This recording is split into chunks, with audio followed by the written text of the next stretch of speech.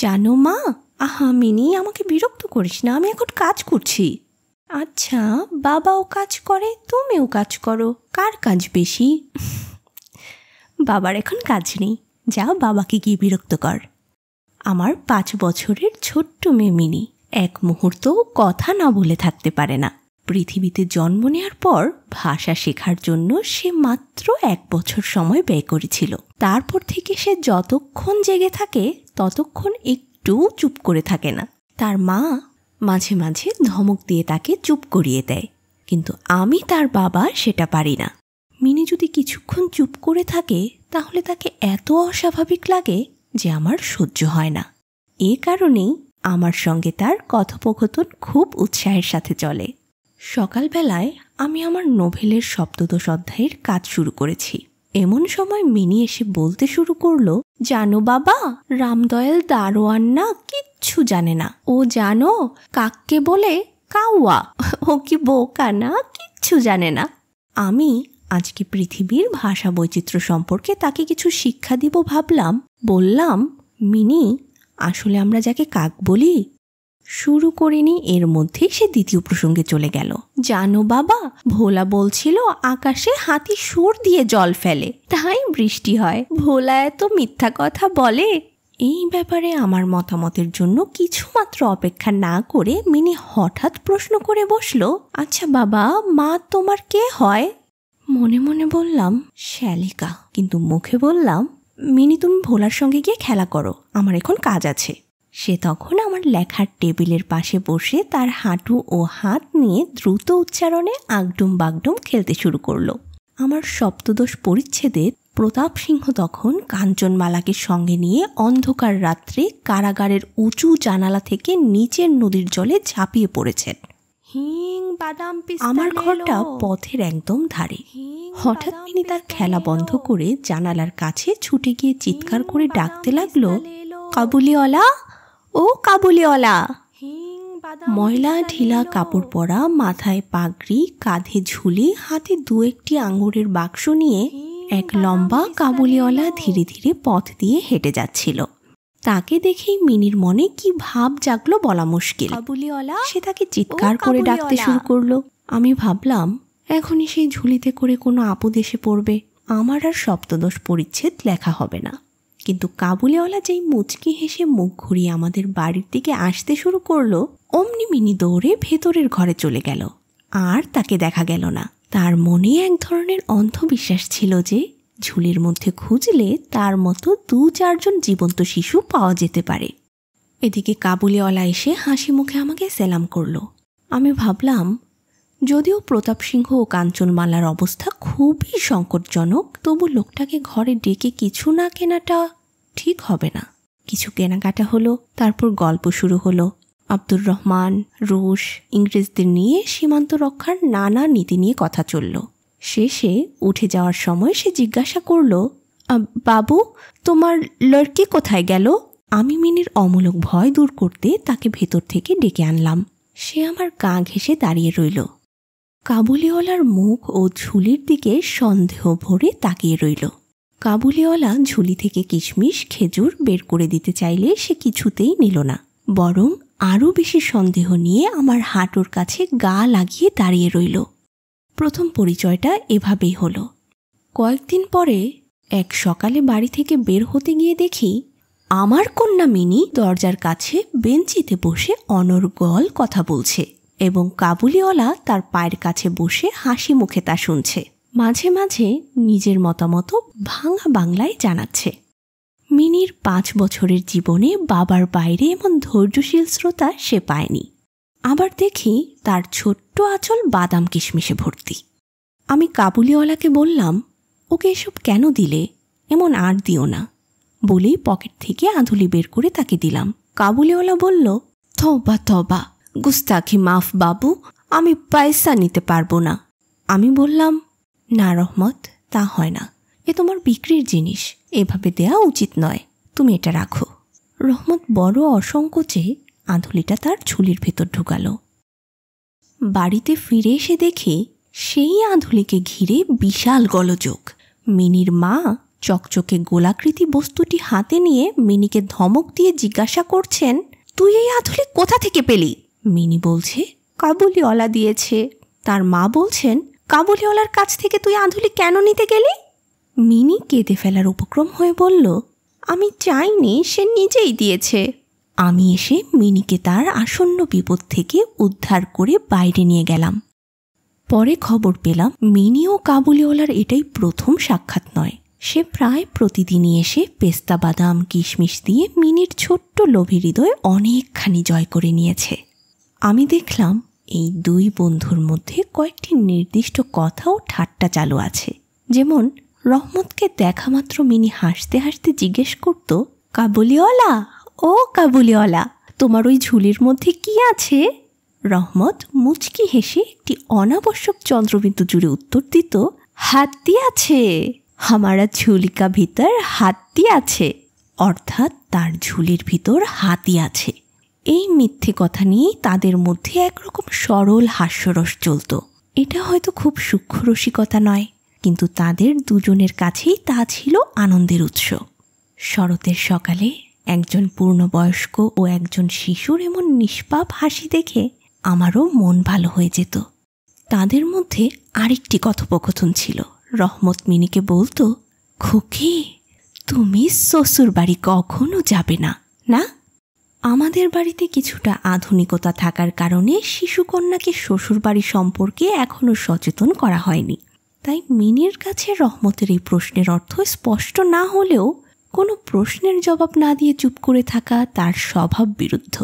সে পাল্টা জিজ্ঞেস করত, তুমি শ্বশুরবাড়ি যাবে? তখন রহমত তার কাল্পনিক শ্বশুরের দিকে বিরাট মুষ্টি উঁচিয়ে বলতো, আমি শ্বশুরকে মারব।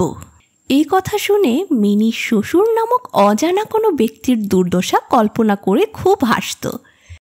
এখন শুভ্র শরৎকাল। প্রাচীনকালে এই সময় রাজারা দিগ্বিজয়ে বের হতেন। আমি কখনো কলকাতা ছেড়ে কোথাও যাইনি, আর সেজন্যই হয়তো আমার মনটা সারাক্ষণ পৃথিবীর নানা প্রান্তে ঘুরে বেড়ায়। ঘরের কোণে বসেই যেন আমি চিরপ্রবাসী। বাইরের পৃথিবীর কথা ভাবলে মন কেমন করে। কোনো বিদেশের নাম শুনলেই মনটা ছুটে যেতে চায়।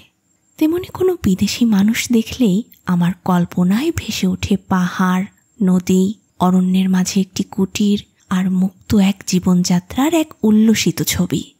তবে বাস্তবে আমি এমন এক জায়গায় বন্দি, যেখানে আমার নিজের ঘরটুকু ছাড়াও বাইরে পা রাখলে মাথায় যেন বজ্রাঘাত হয়। তাই সকালবেলায় ঘরের কোণে বসে এই কাবুলিওয়ালার সঙ্গে গল্প করেই আমার অনেকখানি ভ্রমণের আনন্দ মেটে। সে যখন তার দেশের কথা ভাঙা বাংলায় বলে, তখন আমার চোখের সামনে ভেসে ওঠে দুই ধারে রুক্ষ উঁচু রক্তাভ পাহাড়, মাঝখানে সংকীর্ণ মরুপথ দিয়ে বোঝাই উটের সারি চলছে।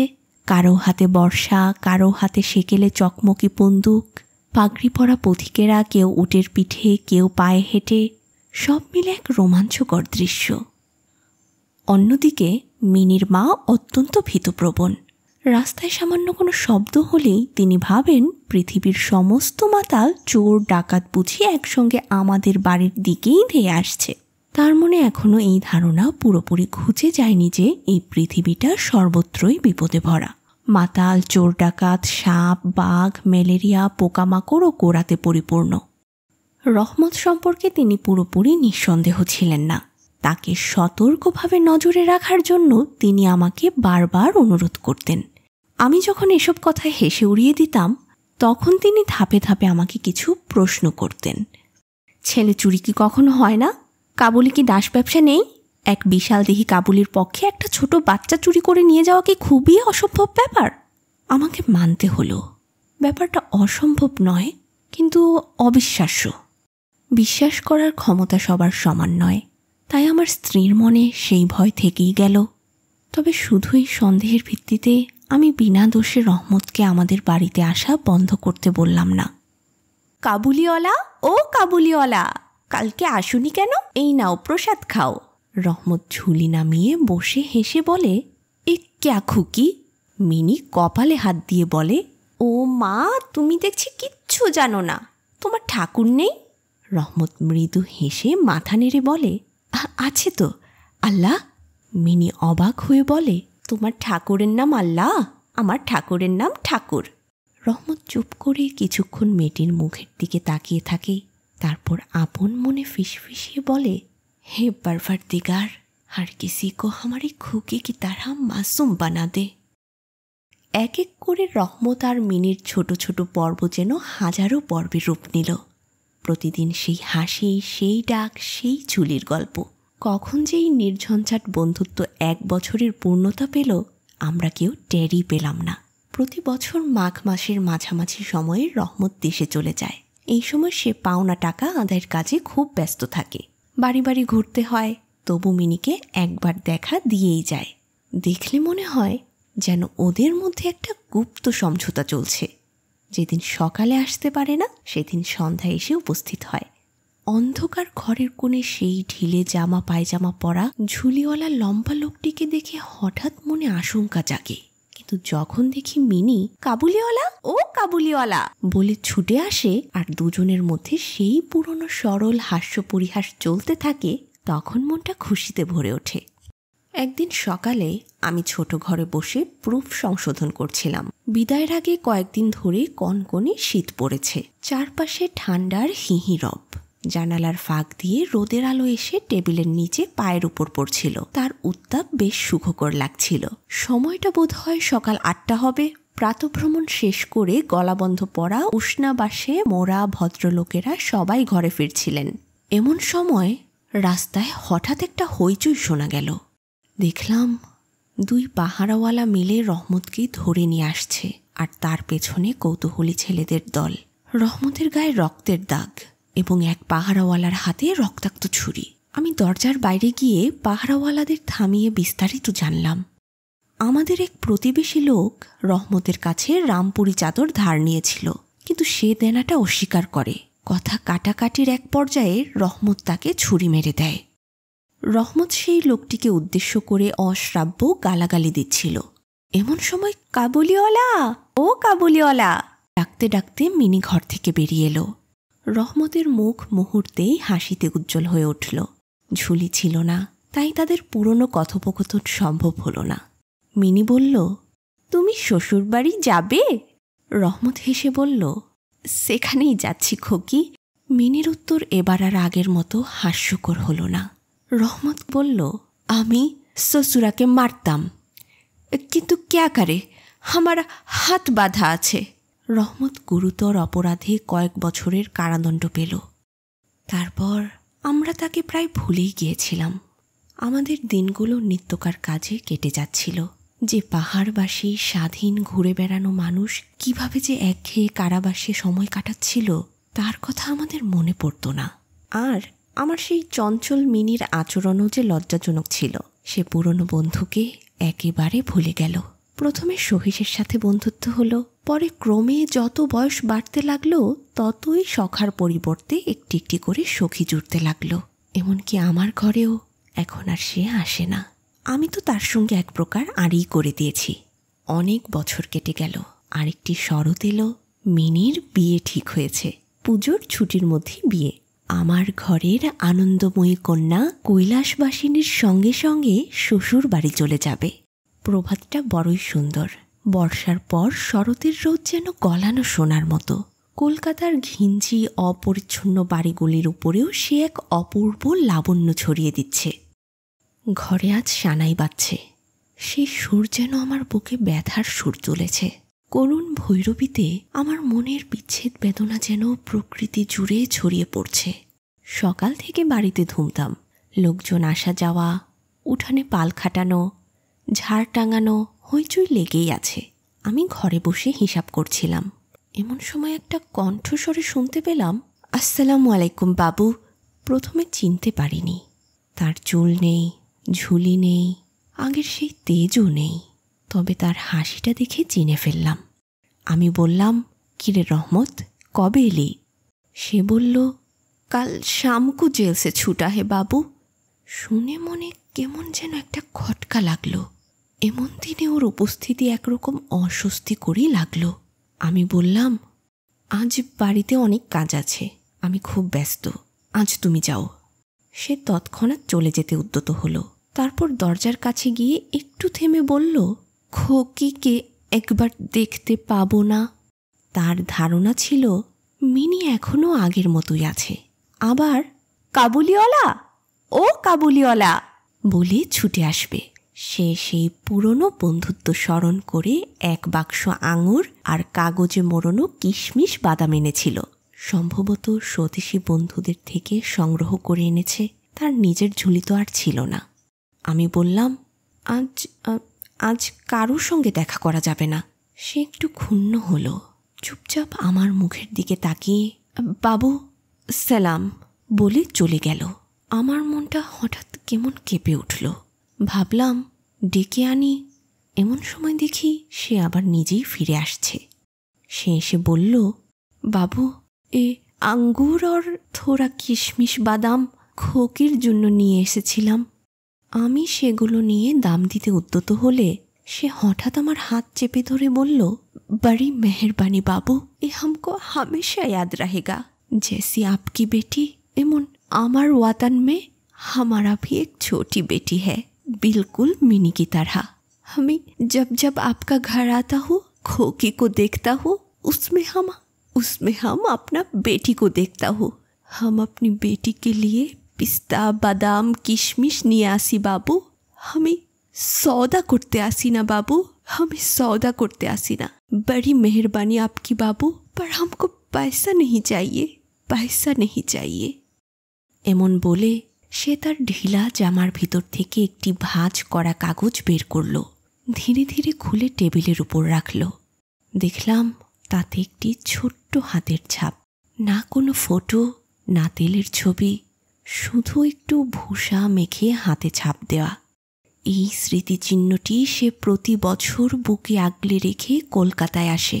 সেই কোমল হাতের স্পর্শ যেন তার বিরহে শান্তির সুধা এনে দেয়। দেখে আমার চোখ ছলছল করে উঠল।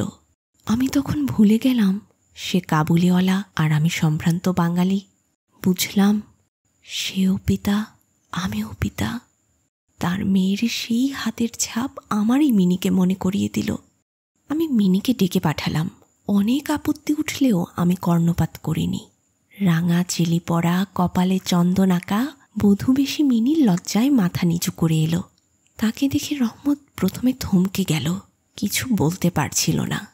তাদের সেই পুরনো কথোপকথন আর চলল না।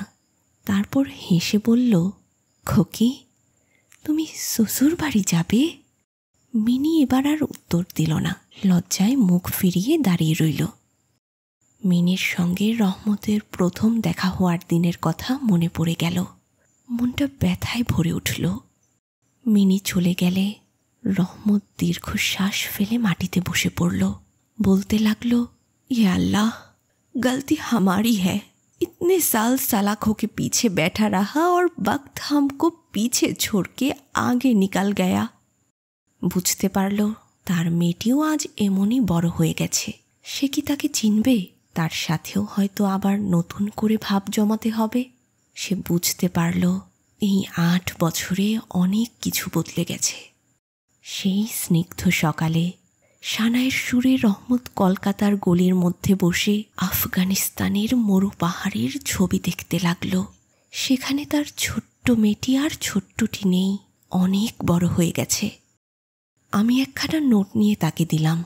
বললাম, রহমত তুমি দেশে ফিরে যাও। তোমাদের বাবা মেয়ের দেখা হলে তোমাদের সুখে আমার মিনির কল্যাণ হবে। এই টাকা দিয়ে উৎসবের কিছু আয়োজন বাদ দিতে হলো। ইলেকট্রিক বাতি জ্বলেনি, গড়ের বাজনাও আসেনি। মেয়েরাও একটু বিরক্ত হলো, কিন্তু আমার আনন্দ আলো উজ্জ্বল হয়ে উঠল। হিং কাবুলিওয়ালা, ও কাবুলিওয়ালা, তোমার ওই ঝুলির মধ্যে কি আছে?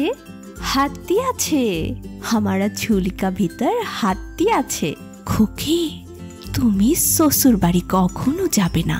না জানো বাবা, রামদয়াল দারোয়ান না কিচ্ছু জানে না। ও জানো কাককে বলে কাউয়া। মিনি, আসলে আমরা যাকে কাক বলি জানো বাবা, ভোলা বলছিল আকাশে হাতি সুর দিয়ে জল ফেলে, তাই বৃষ্টি হয়। ভোলা এত মিথ্যা কথা বলে। তুমি শ্বশুর বাড়ি যাবে? আমি শ্বশুরকে মারবো। তবা তবা, গুস্তাখি মাফ বাবু, আমি পয়সা নিতে পারবো না। ও মা, তুমি দেখছি কিচ্ছু জানো না।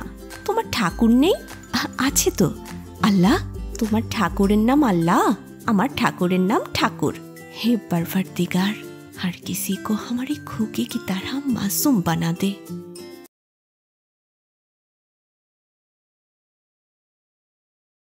বালক দলের সর্দার ফটিক চক্রবর্তীর মনে হঠাৎ একটি নতুন ভাবের উদয় হল। নদীর ধারে একটি প্রকাণ্ড শালকাষ্ঠ মাস্তুলে রূপান্তরিত হওয়ার প্রতীক্ষায় পড়েছিল। স্থির হল সেটিকে সকলে মিলে গড়িয়ে নিয়ে যাওয়া হবে। যে ব্যক্তির কাঠ প্রয়োজনকালে তার কতখানি বিস্ময়, বিরক্তি ও অসুবিধা হবে, সে চিন্তা করেই বালকেরা এ প্রস্তাবে সম্পূর্ণ সমর্থন দিল। সকলেই কোমর বেঁধে যখন মনোযোগের সঙ্গে কাজে প্রবৃত্ত হচ্ছে, এমন সময় ফটিকের কনিষ্ঠ ভাই মাখনলাল গম্ভীরভাবে সেই গুড়ির উপর গিয়ে বসে পড়ল। ছেলেরা তার এইরূপ উদার ঔদাসীন্য দেখে কিছুটা বিমর্ষ হয়ে গেল। একজন এসে ভয়ে ভয়ে তাকে সামান্য ঠেলল, কিন্তু সে তাতে কিছুমাত্র বিচলিত হল না। এই অকাল তত্ত্বজ্ঞানী মানব সকল প্রকার ক্রীড়ার অসারতা সম্বন্ধে নীরবে চিন্তা করতে লাগল। ফটিক এসে আস্ফালন করে বলল, দেখ, মার খাবি, এই বেলা ওঠ।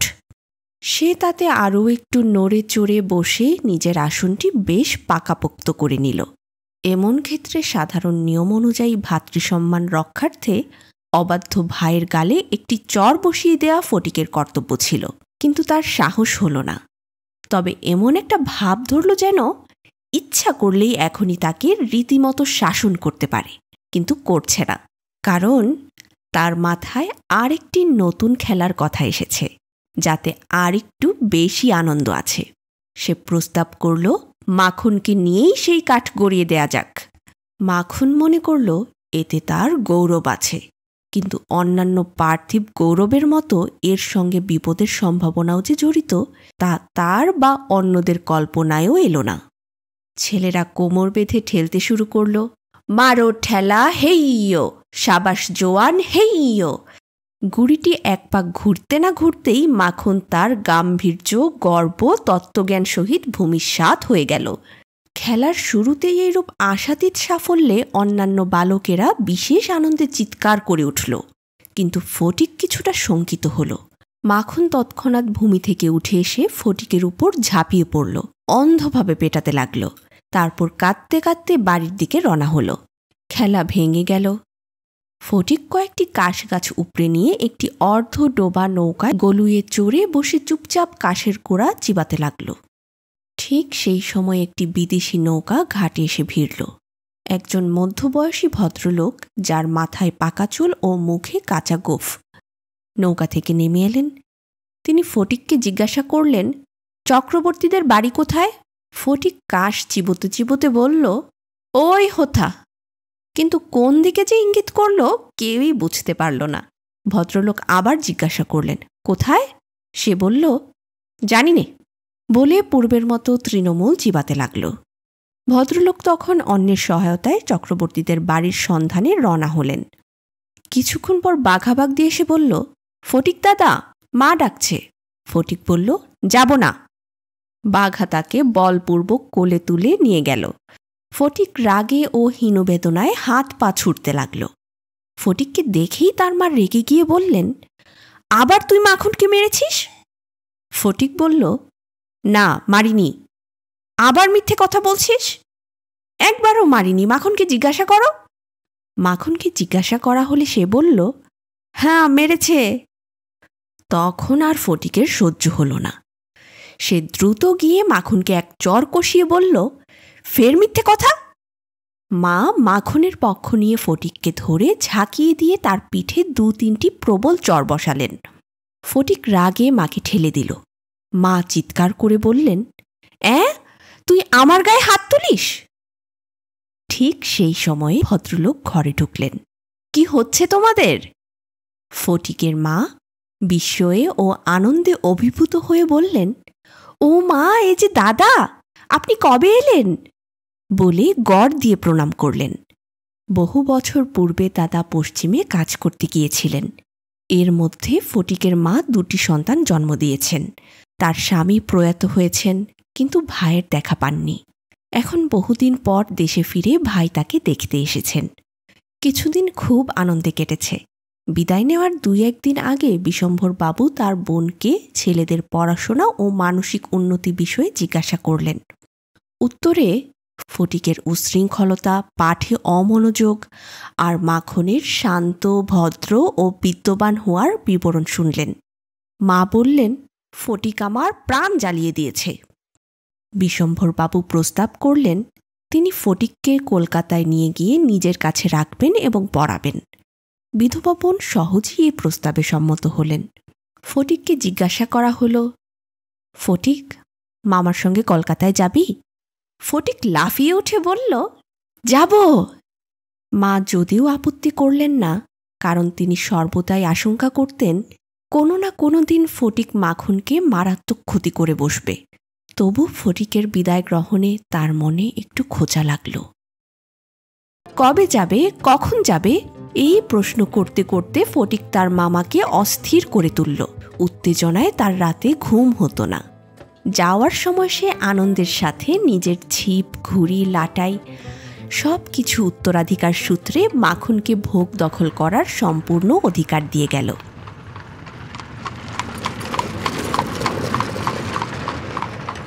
কলকাতায় মামার বাড়ি পৌঁছেই পরিচয় হলো মামির সঙ্গে। মামি এই অনাবশ্যক পরিবার বৃদ্ধিতে মনে মনে যে বিশেষ সন্তুষ্ট হয়েছিলেন তা কিন্তু নয়। তার নিজের 3টি সন্তান রয়েছে, তিনি নিজের মতো করে সংসার সামলাচ্ছিলেন। তার মধ্যে হঠাৎ করে এক অপরিচিত, অশিক্ষিত, পাড়া গেয়ে ছেলে এনে ছেড়ে দিলে কেমন একটা বিপ্লবের সম্ভাবনা উপস্থিত হয়। বিশম্ভরের এত বয়স হল, তবু কিছুমাত্র যদি জ্ঞানকাণ্ড আছে। বিশেষত 13-14 বছরের ছেলেমেয়েদের মতো পৃথিবীতে এমন বিরক্তিকর বয়স আর কিছু নেই। এই বয়সে শোভা নেই, গৃহকর্মে কোনো উপযোগিতা নেই, স্নেহ জাগায় না, সঙ্গ সুখ দেয় না। তাদের মুখে আধো আধো কথা লাগে ন্যাকামি, আর পাকা কথা লাগে বাড়াবাড়ি। কাপড় চোপড়ের পরিমাণ রক্ষা না করেই তারা বেমানানভাবে বেড়ে ওঠে। লোকের চোখে তা যেন একরকম কুশ্রী স্পর্ধা বলে বিবেচিত হয়। শৈশবের লাবণ্য ও কণ্ঠস্বরের মাধুর্য সহসা বিলীন হয়ে যায়। লোকে এর জন্য যেন তাকে অকারণেই দোষারোপ না করে থাকতে পারে না। শৈশব ও যৌবনের বহু ত্রুটি মানুষ ক্ষমা করে দিতে পারে, কিন্তু এই মধ্য বয়সের স্বাভাবিক দুর্বলতাও যেন অসহনীয় বলে মনে হয়। এই অবস্থায় বালক নিজেও সর্বদা অনুভব করে সে যেন পৃথিবীর কোথাও মানিয়ে উঠতে পারছে না। এই জন্য তার নিজের অস্তিত্ব নিয়েই তার মনে লজ্জা ও অনুতাপ জাগে। অথচ এই বয়সেই তার মনে স্নেহের জন্য একরকম অতিরিক্ত কাতরতা জন্ম নেয়। এই সময় যদি সে কারো কাছ থেকে একটু ভালোবাসা বা বন্ধুত্ব পায়, তবে সে সর্বস্ব দিয়ে সেই স্নেহে বাধা পড়ে যায়। কিন্তু দুর্ভাগ্যবশত তাকে স্নেহ করতে কেউ সাহস পায় না, কারণ সাধারণের চোখে তা প্রশ্রয় বলে মনে হয়। তাই তার মন ও মুখ অনেকটা প্রভুহীন পথের কুকুরের মতো হয়ে পড়ে। অতএব এমন বয়সে মায়ের বাড়ির বাইরে অপরিচিত পরিবেশে জীবনযাপন করা তার পক্ষে প্রায় নরক সমতুল্য। চারিদিকে বিরক্তি ও অবজ্ঞা তাকে প্রতিক্ষণ বিঁধতে থাকে। এই বয়সে নারী জাতিকে কোনো এক শ্রেষ্ঠ স্বর্গলোকের জীব বলে মনে হয়, অর্থাৎ এক অলৌকিক শ্রদ্ধাবোধ মনে গড়ে ওঠে। আর তাদের কাছ থেকে অবজ্ঞা পেলে তা খুবই অসহনীয় বোধ হয়। মামির নিষ্ঠুর চাহনি ফটিকের মনে সবচেয়ে বেশি বেদনা জাগাত। তিনি যেন তাকে এক দুর্ঘটনাজনিত দুর্ভাগ্য ছাড়া আর কিছুই ভাবতেন না। মামি যদি দৈবাত তাকে কোনো একটা কাজ করতে বলতেন, তখন সে মনের আনন্দে যতটা প্রয়োজন তার চেয়ে বেশি কাজ করে ফেলত। অবশেষে মামি যখন তার উৎসাহ দমন করে বলতেন, ঢের হয়েছে, ঢের হয়েছে, ওতে আর তোমার হাত দিতে হবে না, এখন তুমি নিজের কাজে মন দাও, একটু পরো গিয়ে। তখন তার মানসিক উন্নতির প্রতি মামির এতটা যত্নবাহুল্য তার কাছে অত্যন্ত নিষ্ঠুর অবিচার বলে মনে হতো।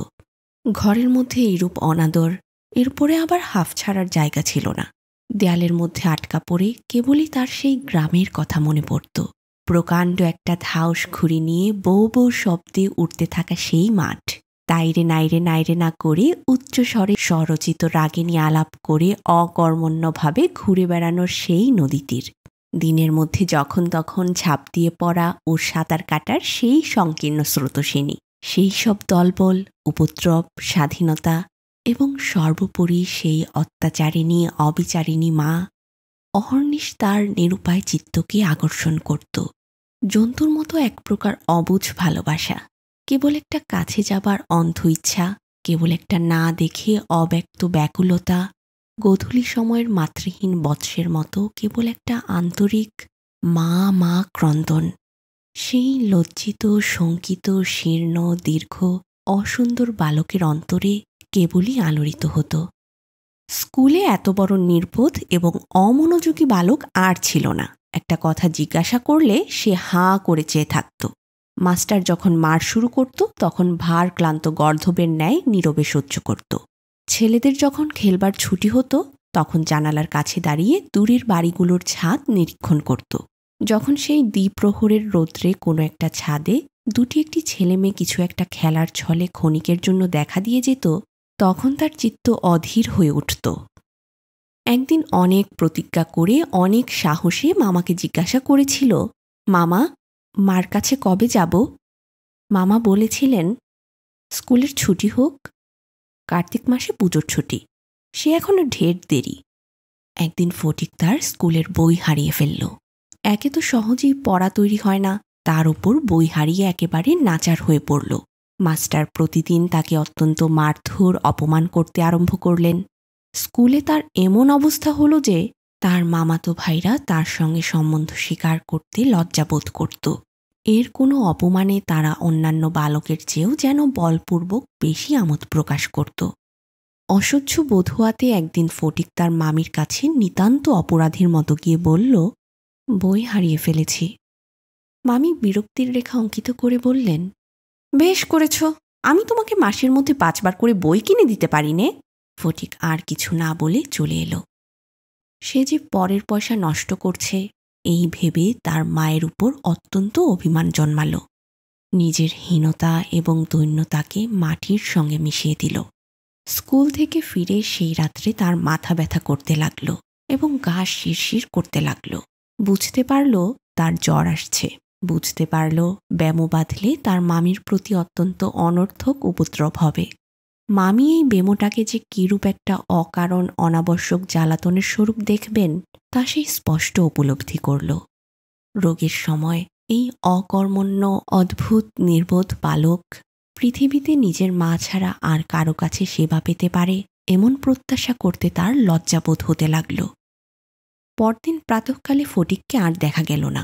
চতুর্দিকে প্রতিবেশীদের ঘরে খোঁজ করে তার কোনো সন্ধান পাওয়া গেল না। সেদিনে আবার রাত্রি থেকে মুষলধারে শ্রাবণের বৃষ্টি পড়ছিল, সুতরাং তার খোঁজ করতে লোকজনকে অনর্থক অনেক ভিজতে হল। অবশেষে কোথাও না পেয়ে বিশম্ভরবাবু পুলিশকে খবর দিলেন। সমস্ত দিনের পর সন্ধ্যার সময় একটা গাড়ি এসে বিশম্ভরবাবুর বাড়ির সামনে দাঁড়াল। তখনও ঝুপঝাপ করে অবিশ্রাম বৃষ্টি পড়ছে। রাস্তায় 1 হাঁটু জল দাঁড়িয়ে গেছে। 2 জন পুলিশের লোক গাড়ি থেকে ফটিককে ধরাধরি করে নামিয়ে বিশম্ভরবাবুর কাছে উপস্থিত করল। তার আপাদমস্তক ভিজা, সর্বাঙ্গে কাদা, মুখ চক্ষু লোহিত বর্ণ, থরথর করে কাঁপছে। বিশম্ভরবাবু প্রায় কোলে করে তাকে অন্তঃপুরে নিয়ে গেলেন। মামি তাকে দেখেই বললেন, কেন বাবু পরের ছেলেকে নিয়ে কর্মভোগ, দাও ওকে বাড়ি পাঠিয়ে দাও। বাস্তবিক সমস্ত দিন দুশ্চিন্তায় তার ভালোভাবে আহারাতি হয়নি এবং নিজের ছেলেদের সঙ্গেও অনেক খিটমিট করেছেন। ফটিক কেঁদে উঠে বলল, আমি মার কাছে যাচ্ছিলাম, আমাকে ফিরিয়ে এনেছে। বালকের জ্বর অত্যন্ত বেড়ে উঠল। সমস্ত রাত্রি প্রলাপ বকতে লাগল। বিশম্ভরবাবু চিকিৎসক নিয়ে এলেন। ফটিক তার রক্তবর্ণ চক্ষু একবার উন্মিলিত করে কড়িকাঠের দিকে হতবুদ্ধিভাবে তাকিয়ে বলল, মামা, আমার ছুটি হয়েছে কি? বিশম্ভরবাবুর রুমালে চোখ মুছে সস্নেহে ফটিকের শীর্ণ তপ্ত হাতখানি হাতে তুলে নিয়ে তার কাছে বসে রইলেন। ফটিক আবার বিড়বিড় করে বকতে লাগল। বলল, মা, আমাকে মারিস নে মা, আমি কোনো দোষ করিনি। পরদিন দিনের বেলা কিছুক্ষণের জন্য সচেতন হয়ে ফটিক কারো প্রত্যাশায় ফ্যালফ্যাল করে ঘরের চারিদিকে তাকালো। নিরাশ হয়ে আবার নীরবে দেয়ালের দিকে মুখ করে পাশ ফিরল। বিশম্ভরবাবু তার মনের ভাব বুঝে তার কানের কাছে মুখ নত করে মৃদুস্বরে বললেন, ফটিক, তোর মাকে আনতে পাঠিয়েছি। তার পরদিনও কেটে গেল। ডাক্তার চিন্তিত বিমর্ষ মুখে জানালেন, অবস্থা বড়ই খারাপ। বিশম্ভরবাবু স্তিমিত প্রদীপের রোগশয্যায় বসে প্রতি মুহূর্তেই ফটিকের মায়ের জন্য প্রতীক্ষা করতে লাগলেন। ফটিক খালাসিদের মতো সুর করে বলতে লাগলো, এক বাও মেলে না, দু বাও মেলে না। কলকাতায় আসার সময় কতকটা রাস্তায় স্টিমারে আসতে হয়েছিল। খালাসিরা কাছে ফেলে সুর করে জল মাপত। ফটিক প্রলাপে তাদেরই অনুকরণে করুণ স্বরে জল মাপছে এবং যে অকুল সমুদ্রে যাত্রা করছে, বালক রশি ফেলে কোথাও তার তল পাচ্ছে না। এমন সময় ফটিকের মাতা ঝড়ের মতো ঘরে প্রবেশ করেই উচ্চ কলরবে শোক করতে লাগলেন। বিশম্ভরবাবু বহু কষ্টে তার শোকোচ্ছ্বাস নিবৃত্ত করলেন। তিনি শয্যার উপর আছাড় খেয়ে পড়ে উচ্চস্বরে ডাকলেন, ফটিক, সোনা, মানিক আমার। ফটিক যেন অতি সহজেই তার উত্তর দিয়ে বলল, মা আবার ডাকলেন, ওরে ফটিক, বাপধন রে। ফটিক আস্তে আস্তে পাশ ফিরল। কাউকে লক্ষ্য না করে মৃদুস্বরে বলল, মা, এখন আমার ছুটি হয়েছে মা, এখন আমি বাড়ি যাচ্ছি।